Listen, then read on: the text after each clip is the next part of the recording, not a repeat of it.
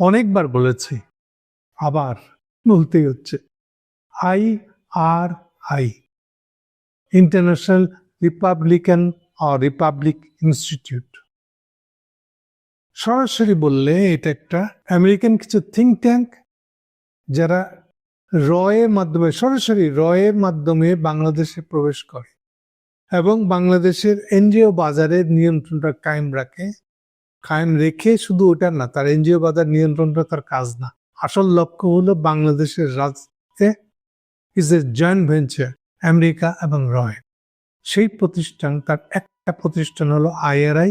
এরকম অনেকগুলো প্রতিষ্ঠান আছে, আমি অনেকবার আপনাদেরকে নাম বলেছি। তার বাইরের নামটা যাদের টাকা পয়সা পেয়ে এরা কাজ করায়, তার এক নম্বর হলো চ্যানেল আইয়ের জিল্লুর।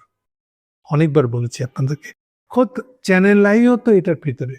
খোদ চ্যানেল আই যে পরিমাণ সার্ভিস দিচ্ছে হাসিনাকে, ওই যে দেখছেন না, ছবি দেখছেন না, শাকসবজি, গণভবনের শাকসবজি লাগানোর বুদ্ধি দিতেছে আমাদের বিখ্যাত কৃষিবিদ চ্যানেলের মালিকেরা।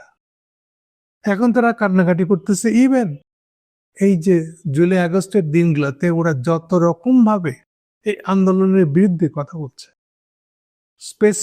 স্পেশাল প্রচার করেছে, এই হলো সেই চ্যানেল আই। আর তার ভিতরকার জিল্লুর, ইদানিং লক্ষ্য করা যাচ্ছে জিল্লুরের সাথে কিছু বামপন্থী পত্রিকার সম্পাদকও ঘনিষ্ঠ হয়ে উঠতেছে। এদের সাথে যে কত ধরনের পরিকল্পনা আপনাকে বলেছি আমি।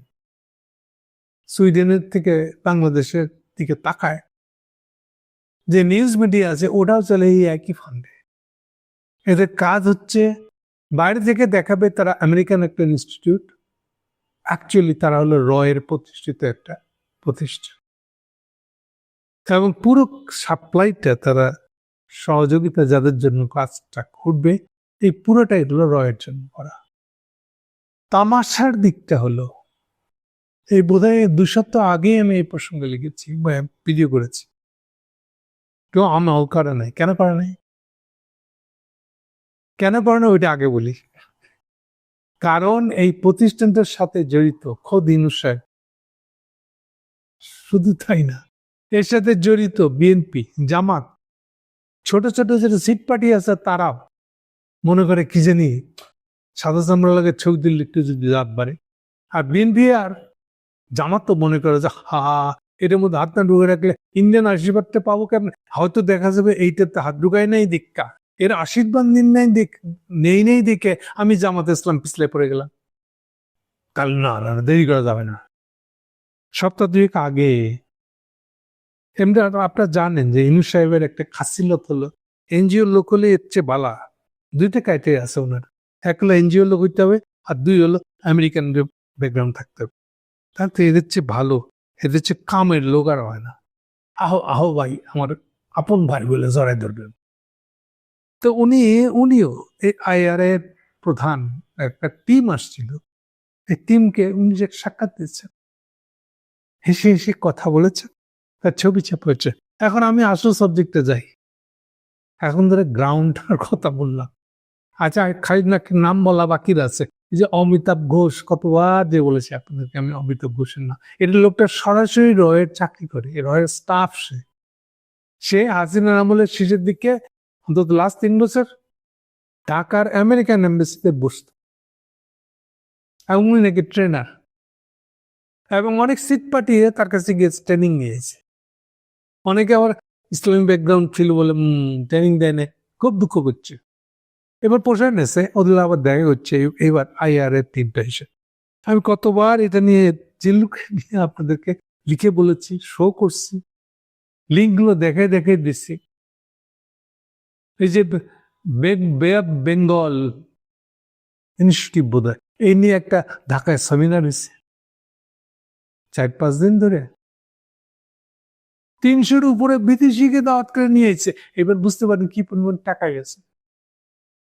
এগুলা কি ইউনূস সাহেবের ছাড়া, সহযোগিতা ছাড়া এগুলো করতে পারছে? তার মানে ইউনূস সাহেব নিজেই রয়ের সাথে সহযোগিতা করে এই এনজিও তৎপরতা বাংলাদেশে চলুক, এটা উনি চেয়েছেন। আচ্ছা, আমি এভাবে যতবারই বলি আপনাদের গায়ে মাখান না, গায়ে মাখান না এই জন্যই, যারা আমার ভিডিও যারা দেখেন তারা হয় বিএনপি কর্মী না আওয়ামী লীগের কর্মী, এই জামাতের কর্মী, অথবা ইউনুস আমাদের বিশাল আমাদের বাপ আইছে, আমাদের সব দেখে শুনে রাখতেছে, বাংলাদেশ এবার ঠিক হয়ে যাইব, এই ধরনের সাপোর্টার। ফলে আপনাদের তো ভালো লাগে নাই এমন কথা। কিন্তু আমি নাচুর বন্ধা আবার নিয়ে আসছি, এবার ঘটনাটা নিয়ে আসছে আমি না, আগেই বলে দিই।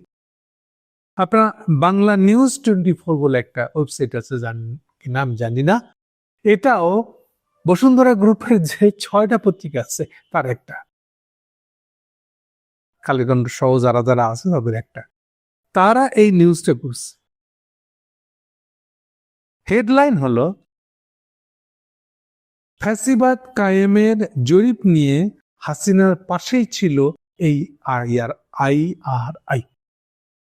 ওকে, শিরোনামটা আরেকবার পড়ি। ফ্যাসিবাদ কায়েমের জরিপ ইনভার্টেড কম, মানে এটা হলো একটা ফরমাইশি জরিপ, অর্ডার দিলে জরিপ পাওয়া যায়। জরিপের ফলটা কার দিকে দেখাইতেছেন ওটা বলে দিবেন, ওটা সেই দিকে, সে জিতছে, হ্যাঁ ভোটে জিতেছে। এই হলো জরিপ। সেই জরিপের কর্তা, জরিপকারী সংগঠনটার নাম হলো IRI। হাসিনা নাম হলে 4টা ভোট হয়েছে, বিনা ভোটে নির্বাচনে 4 ভোট, তার মানে 2বার অন্তত তারা এই সকল জরিপ করছে, করে হাসিনার কাছ থেকে টাকা নিয়েছে উল্টা। 2018 সালে এবং 2023 সালে ইউজুয়ালি তারা জরিপটা করে যে বছর ভোট হবে ওই বছরের শুরুর দিকে, যদি ভোট শেষ হয় তাহলে শুরুর দিকে, আর নাহলে আগের বছর করে তারা আগেই ঘোষণা করে দেয় যে এই সামনের যে ইলেকশনটা আইতেছে না, এতেও হাসিনা জিতবে। এগুলো প্রথম কথা। 2 হলো কেমন জিতবে, 63-64% কমে কখনো জিতে নাই এ পর্যন্ত। 63 মানে বুঝছি অলমোস্ট 2/3। এইটা ওনারা পেটিশন দিয়ে গেছেন বরাবর, পুরো হাসিনা হলে। অনেক আছেন বুঝছি হাসিনা টাকা দিচ্ছে করছে, হইল না, হয় নাই। আরেকটা আছে লেটেস্ট, ওনারা ইউনূস সাহেবের পপুলারিটি নিয়েও আরেকটা সকল জরিপ করছে। ওই জরিপেও দেখেছে ইউনূস সাহেব 64% বিখ্যাত, তাকে মানুষ চায়, আসেন আহো ভাই আহো, আমাদের মাথায় তুলে আছে। ইউনূস সাহেব খুব খুশি হয়ে ওনারা দেখা সাক্ষাৎ করে দিয়েছে। শুধু তাই না, দেখেন এই একটা চোর সংগঠন, ইন্টারন্যাশনাল চোর এগুলা, যার সাথে ঢাকার প্রত্যেকটা এনজিও জড়িত। বিশেষ করে যখন গত 1.5 বছর ধরে আমাদের এনজিও ব্যুরো কোনো এনজিওর, ঢাকার কোনো এনজিওকে ফান্ড ছাড় করে নাই, ফলে আমরা দেখতে পাচ্ছি সবগুলো এনজিও প্রায় মাতবরগুলো আরো বেশি করে IL খাতির করেছে। টাকা কি বাপের জমি বেচে আনছো তোমরা? হ্যাঁ, টাকা দিতেছে কে? হুন্ডি করে আনছো? ভালো না। এর মধ্যে সবচেয়ে ভালোটা হলো TIB, সৎ, একদম দুর্নীতিমুক্ত হইতে হবে। ভাইরে ভাই, এই চোরাই টাকা নিয়ে এসে দুর্নীতিমুক্ত আন্দোলন করো। হ্যাঁ, ট্রান্সপারেন্সি, তোমার এতে ট্রান্সপারেন্সি নাই। আচ্ছা ভালো, চালাই যান। সেই জন্য ইউনূস সাহেব বলে দিয়েছেন কোথায়, নির্বাচন কমিশনে বলে দিচ্ছেন, তার প্রমাণ কি? প্রমাণ হলো IRI মিটিং করতেছে নির্বাচন কমিশনের সাথে, কমিশনারদের সাথে। কি এই ধরনের চোরা সংগঠন, রয়ের সংগঠন, তার সাথে কেন আমাদের নির্বাচন কমিশনাররা মিটিং করবে? উত্তর নাই, কে উত্তর দিবে? তারা দেখা করছে বিএনপির সাথে, তারা দেখা করছে জামাতের সাথে। ওই যে বলতাম না, সবাই ভয় আছে, না না না, ইন্ডিয়ান আশীর্বাদটা না নিলে, রয়ের আশীর্বাদ ছাড়া ক্ষমতা যাবো কেমনে? এখন এই যাদের বুঝ, তাদেরকে আমাদের ভোট দিতে হবে। এরা কি বাংলাদেশকে রিপ্রেজেন্ট করবে না কে রিপ্রেজেন্টেটিভ হিসেবে, রয়ের রিপ্রেজেন্টেটিভ হিসেবে ক্ষমতা যাওয়ার চেষ্টা করতেছে? এখন বল, খোদ সরকার, খোদ বিরোধী দল, যারা হবু সরকারি দল হবে, এদের মধ্যে কারাকারিটা দেখে না। এই রিপোর্টটাই আমি বলেছি, বিশ্বাস করে নাই মানুষ, গুরুত্ব দেয় নাই। দেখেন একটা ফটো কার্ড আছে, এদেরই 64% লোক আইআরএ জনমত জরিপে বলেছে হাসিনা জিতবে 64। এগুলাতে ছবি এখানে ওই পত্রিকাতে দেওয়া আছে। তাহলে এইবার আর আমি বললাম না, এটা তো বাংলা নিউজ 24 বসুন্ধরা গ্রুপ পত্রিকার বলছে। এদের যে ওয়েবসাইটের অ্যাড্রেস দেওয়া হচ্ছে নিচে, ওই অ্যাড্রেসে যান, গিয়ে জরিপের ফলাফল ওখানে টাঙানো আছে। কয়বার জরিপ করছে, জরিপের ফলাফল কি ছিল, সবার টাঙানো আছে। সবচেয়ে তামসার ব্যাপারটা হলো যে এবার 2024 ইলেকশন, হাসিনার লাস্ট ইলেকশন 7 জানুয়ারি। আমি নিশ্চিত জানি সুনির্দিষ্ট জানি বলে বলতেছি, এই অমিতাভ ঘোষ টেলিফোন করে তারেকের ঘনিষ্ঠ লোককে জানাইছে এইবারের রেজাল্ট কিন্তু ভালো না, বুঝছেন, এটা কিন্তু চুরি করে দেওয়া, আপনারা এটা নিয়ে কথা বলেন। মজা না? আমি নিশ্চিত জানি এই খবর তারেকের কাছে গেছিল। এটা তো খোলে পরকিয়া। এই পরকিয়া সংগঠনটার নাম হলো আইআরআই। বাংলাদেশের সবচেয়ে বড় এজেন্ট হলো জিল্লুর। আর সম্প্রতিকার টেন্ডেন্সি দেখা যাচ্ছে বামপন্থী যত পত্রিকার সাংবাদিক আছে, সম্পাদক একেবারে, তারা ঝাঁপাই পড়তেছে জিল্লুরের একটু মাখন খাওয়ার জন্য, জিল্লুরের আয়োজিত অনুষ্ঠানে একটা দাওয়াত পেল। এর চেয়ে লেটেস্ট অবস্থা। এখন আপনারাই বুঝেন আইআর কে কিভাবে দেখবেন। আমি বললে তো আপনাদের চোখে নাড়া পড়লো না। আপনার দল যেখানে আপনারা দেখা করছে আইআর এর সাথে, বাপ খুব গুরুত্বপূর্ণ। নিশ্চয়ই দলের নেতা, দলের সভাপতি নিশ্চয়ই বুঝে ভালো।